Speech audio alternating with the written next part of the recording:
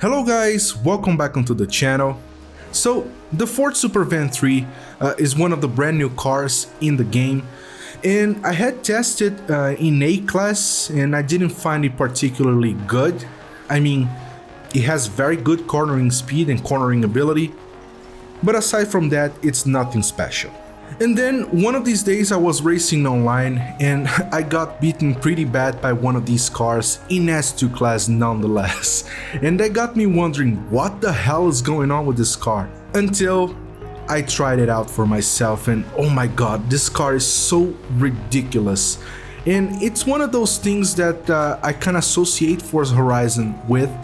And if you've been playing Forza Horizon since the first one, you know that the game has been known for a lot of these surprise cars, like the sleeper cars.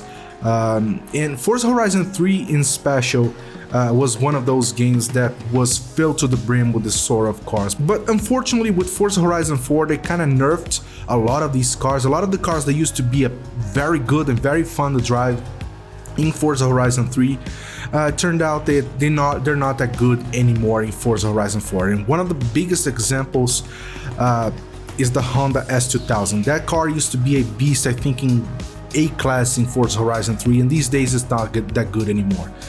And what I mean by that is that in Forza Horizon 3 you would get one of these cars and you would tune it up to a certain class and it would give you a certain feature that would blow your mind. Like for example, the S2000, the Honda S2000 Forza Horizon 3 had some ridiculous launch. It was one of the quickest cars off the line in that game, and you wouldn't expect it to be that way.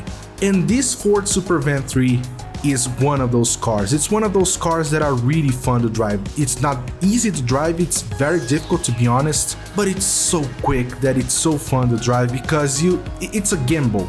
When you take one of these cars online, you're gambling.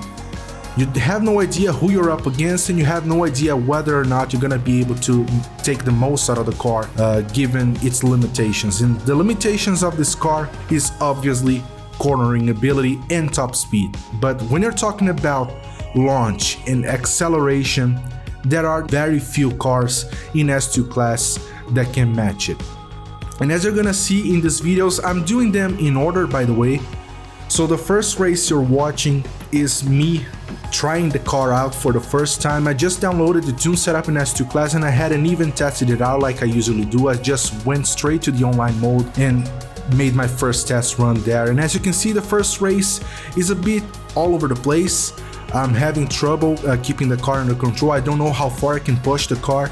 But by the fourth race, I'm starting to get a lot more comfortable with the car, and I'm able to take a lot out of the car in those races. But yeah, those were really fun races for me to do, and I hope that Playground Games takes note of what they're doing with these latest cars and keep adding more of these fun cars in the game, because it's one of the best things when you're surprised like that in a game like this. But anyways, the tune setup share code is in the description down below, so go check that out if you want to have fun with this car like I am right now. I'm using this car in pretty much every single S2 class race.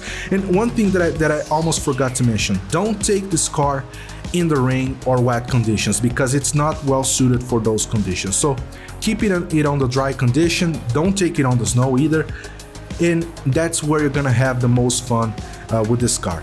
And also make sure to stick around until the end of the video, because the last race is one of the best races that I've ever had in this game and one of the most unexpected ones given the car that I was driving and what cars I was going up against. Enjoy the car, let me know what you think of the car in the comments down below, and I hope to see you guys on the next one.